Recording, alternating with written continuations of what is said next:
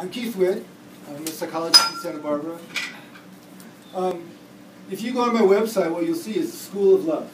You'll see the School of Love blog, School of Love video blog, and you'll see a web series called Therapist in the Wild. The reason why you see that is because my belief has been for many, many years, and I've done therapy for about 40 years, and probably done over 50,000 therapy sessions over the years, and everything is relationship. So basically, if we're securely attached with the many different parts of ourselves, if we're securely attached with other people, and we're securely attached with spirit, we naturally evolve. Our nervous systems do it for us. We just have to focus on security of attachment, and we grow. We don't have to focus on growth. We just focus on keeping, because in those secure attachments, they are living things. They are streams. And I teach this. I teach it from an integral perspective, and I teach it from an integral perspective. And one of the messages that I want to bring to this conference is that a lot of us are going to be teaching from integral and giving from integral, because a lot of people don't want to hear about integral. And that's fine. I like hearing about it, but most people want to hear integrally informed messages.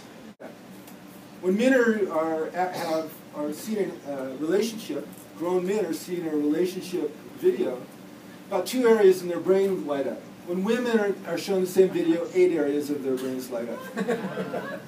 And so those of us men, who want to know about relationships, have had to activate different areas of our brain. Contemplative practice helps, but being in the marriage, it helps far more. Now we also know that there are specific dedicated areas in our brain for lust, romantic infatuation, and for intimate bonding. These are misunderstood in our culture. America very much mistakes romantic infatuation for love. This gets everybody in trouble. Lust happens is just a reflex.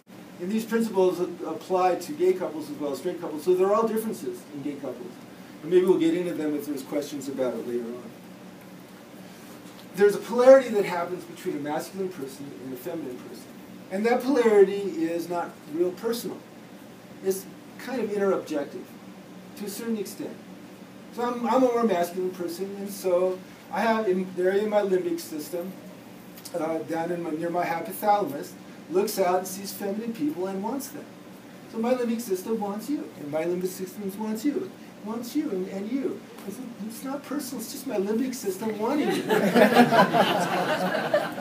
And that's fine. Now, unfortunately, we're taught to dissociate from that. And so most people that I work with are not aware of erotic polarities because they were taught to be ashamed of them, and so they dissociate from them.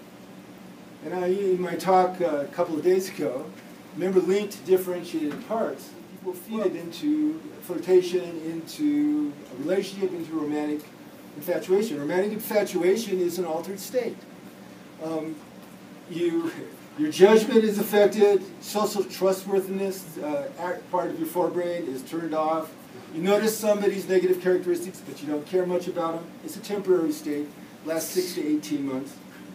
If it lasted forever, nothing would get done.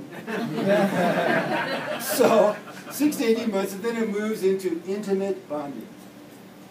Now, intimate bonding is rich and deep. It's not as sexually urgent. It involves different parts of the nervous system. A lot of the attachment circuits are lit during intimate bonding. And it's a very challenging relationship. And in our present age, and we're talking about in the future of relationship, that intimate bonding relationship is the future of relationships, possibly of the planet.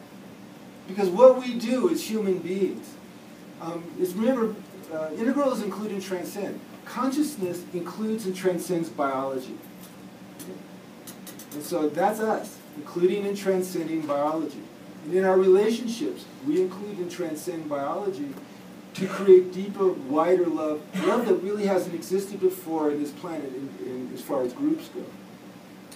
It's a big deal because 100 years ago, everybody lived half as long as they do now. So now a relationship potentially can last what was the equivalent of 2 or 3 lifetimes. Now that relationship, that intimate bonding relationship, is 2 people, for the first time in human history, with equal power. Equal power, sexually, equal power, emotionally, financially, raising children, and so on. That's tremendously demanding. that the power differential for the last 10,000 years, which, by the way, I wasn't responsible for. I'm sorry, women, but women were property for 10,000 years. Now, there was all kinds of problems with that, but also that hierarchical relationship organized the relationship, organized families. There were a lot of principles that arose out of that. Egalitarian relationships, now, we're just coming up with the principles. Martin writes about them in his book. We're just laying down those tracks. And it's very demanding. All those channels have to work in a modern relationship. The romance channel, the money channel, the kids channel, the friendship channel, the hanging out channel, the relationships, the social channels. If one of those channels breaks down, the relationship suffers, and then all of them start getting shaky. I have a problem with the concept of unconditional love. I don't think that unconditional love exists outside of an infant and a mother, frankly. I think the love between married couples is the most conditional relationship there is, the most conditional love there is, and let's just fucking face it. Let's look at those channels and let's say, look, we got to keep those channels open. I have responsibility. I have responsibility for you to trust me financially as your husband, for you to trust me socially. You have responsibility for me to trust you sexually as my wife. And we need to get better at that because it's all processes. You know, the Buddhism, 8 streams of consciousness, well, they said streams. They didn't say 8 rocks of consciousness. They said 8 streams of consciousness. Love is streams of processes. The processes that we attend to. And those processes, if we don't attend to them, they suffer. Then we suffer. And that's why 65% of marriages are over by the 4th decade of that marriage. And people get pessimistic. You know, you talked about it in your book a lot, about where are the good relationships. I personally think about 15 to 20% of relationships, people are just really just happy with each other. That's been my experience. That's without therapy. Just want to put in a plug here. People come into therapy and they start growing along all those channels, and miracles can happen. I've seen them happen. And it's a big deal. It's a primary thing in our life. And all the happiness research, when they ask people what's the number one thing in happiness, what do you think they say? Somebody. Come on. Relationships, family relationships. Especially so because, remember, include and transcend biology. Our biology has programmed us to be in tribes. The worst thing that can happen to a tribal member is to be kicked out of their tribe. They die.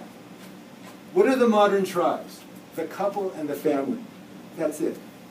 And that's why in conflict, when you're threatening me with the relationship, you're threatening me with death. And then my nervous system responds as if I'm being threatened with death. And this is how relationships accelerate into conflict. And those conflicts, those defensive states, they drive us all crazy. They are misunderstood. You know, and the answer to almost any question is wake up. So I have problems with it, wake up. I have problems with my children, wake up. I have problems at work, wake up, wake up. And so we need to wake up to ourselves. And that's to our shadow. But you know, shadow is just what we don't see. It's not just the bad stuff. Most of the shadow that we don't see is the beautiful stuff. The main shadow that most of us don't see is that we're God all the time. Wake up to that. Because if I'm God all the time, it becomes a lot harder to be a petty asshole in my family. I can still do it, but then God comes in and says, Keith, you're being a petty asshole. I go, oh, thank you, God, and stop. And we all want to do that. Martin.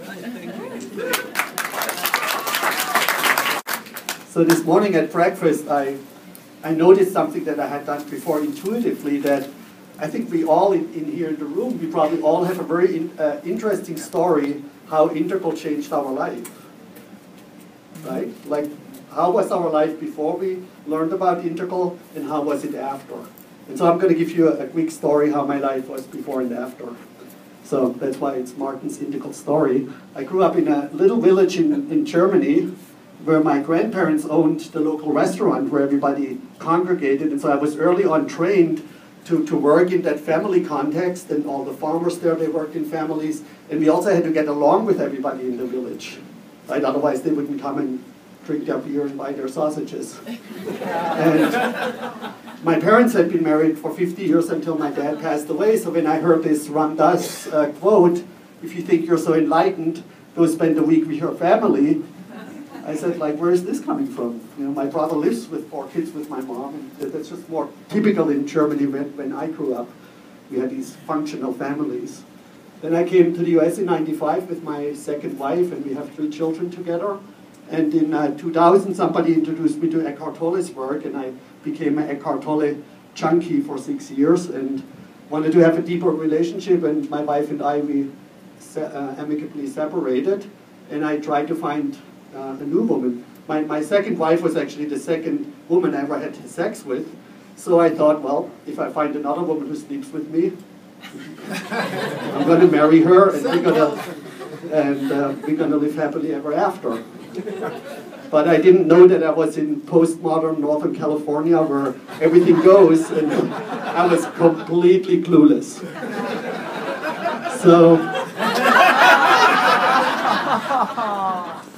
I learned pretty quickly, as Keith just said, love may or should be unconditional, but relationships are not. So. And here are a few statistics. They were in the video, but if you want to take a quick look, 50% are single. The divorce rate, we see that with more marriages, we don't get more job experience. It gets basically worse and worse, right? The divorce rate. Only about 3 to 15, Keith said 20, are happy in their relationship. But the funny thing is, men benefit more from being in a relationship than women do, but are usually less informed what makes relationships work. And oddly enough, women read over 90% of relationship books and initiate about 2/3 of all divorces. And men statistically suffer more after a breakup than women do, and the resulting suicide rate of divorced fathers is about 10 times higher than that of divorced mothers, just to give you a few statistics. And I'm not a masculinist. I don't want to put men in the victim role and say, well, we are actually the victims. I have no interest in that. But I have an interest, how can we move forward from our perceived victim roles into creating evolutionary integral relationships. So I was so frustrated that I registered a website called relationshit.net. And my idea was that we would meet once a week. Instead of having the Power of Now group, I wanted to have this group where we figure out how we can have healthy relationships, and people like the idea but not the name. So I renamed it into Singles to Couples. And then we got together and we discussed how we can improve our relationships, and it was pretty much like, okay, if we just would learn how to communicate and understand each other better, kind of like in a men are from Mars, women are from Venus type, then everything would be better, but it wasn't. Actually, it was more like this.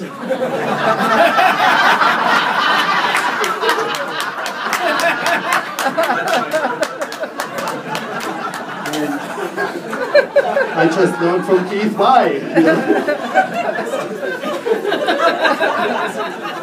This is like a single area of the brain that fires up, right? So, I read a few relationship books. I'll figure that out. And with every new relationship, I thought, oh, now I read the right book and it's going to work out, but it didn't. And so a few years into that, I discovered Ken Wilber's work through that Cosmic Consciousness CD and read a bunch of his books, and then, that's the Marvel. And then on, where do I have the date? August 17th, and I heard this a few times during presentations. It just hit me like lightning. And Jesus, if I apply the integral model to my relationship drama and dilemmas, then it might get better. And I talked to people about it. I tried to find a book, and there was no book. So I had nothing better to do, so I wrote it myself. And then, of course, one of my highlights this year was to meet Ken for the first time. I wrote a book completely in a vacuum. I got to know Alan Combs a little bit, but so I met Ken this year, and he's a big fan, and that makes me very happy and proud. And maybe it inspires you to write something or present something, how your life, your work life, your family life, whatever changed after you got integrally informed. So we all know the 4 quadrants, and like Keith, I'm very happy that I don't have to explain this. And the question was, we all have these 4 quadrants, right? Men have the 4 quadrants, women have the 4 quadrants, and the question is, how do we come together in relationships? And what I discovered first, and it was also how I approached relationships, was that I mainly looked primarily, am I sexually attracted to her physical body? Right? It was sort of like what got me going to get to know somebody better. And when I went on dates, I noticed that the women were primarily interested in my lower right quadrant. So when I rode my bicycle to a date, and the first question was, but you have a car, right?